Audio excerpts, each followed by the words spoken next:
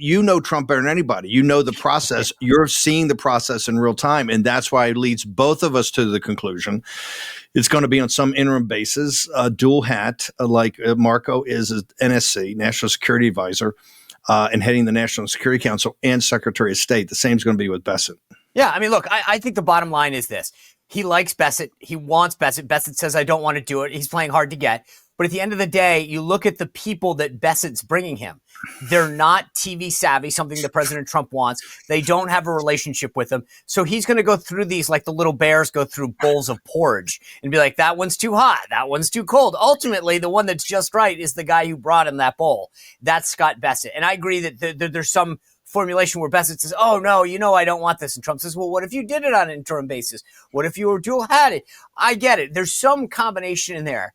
But right now, the people that Bessent's bringing him, the same thing with FBI director. He wants a relationship with that person. There's no way that Fed chair, after everything he's being through, is someone that doesn't know him, understand his priorities. And right now, the people that are coming to him, he's like, Mr. President, this is a random dude off Facebook. Would you like him? It's like, by the way, this guy can't put a sentence together. So we're not saying that Scott Bessent's being Dick Cheney on the vice president on Hunter Bush, because he's not. He's seeing broader. But I think your point is incredibly well taken, especially for your audience over the next, I would say, 72 hours to a week.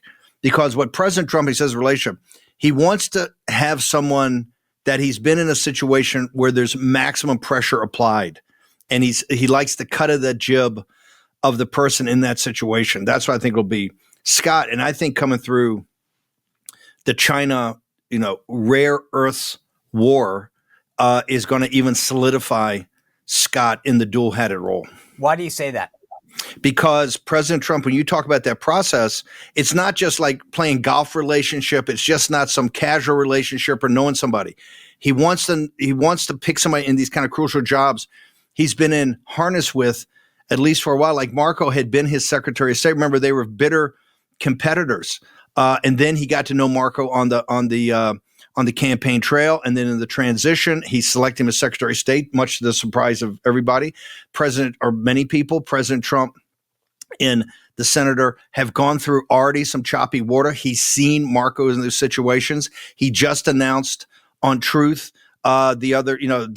recently that Marco is going to be heading up the contingent to go sit down with Putin. That was perfect when we brought up the fact. Sergio Gore and I talked about, why don't you, when Waltz leaves, instead of jumping into another national security advisor, which President Trump fully admits he hasn't had a great run on, that why don't you just on an interim basis just put Marco, because you've seen Marco under pressure. The exact same thing with Bessent. Bessent's been the best interpreter of President Trump's economic plan to the capital markets, right?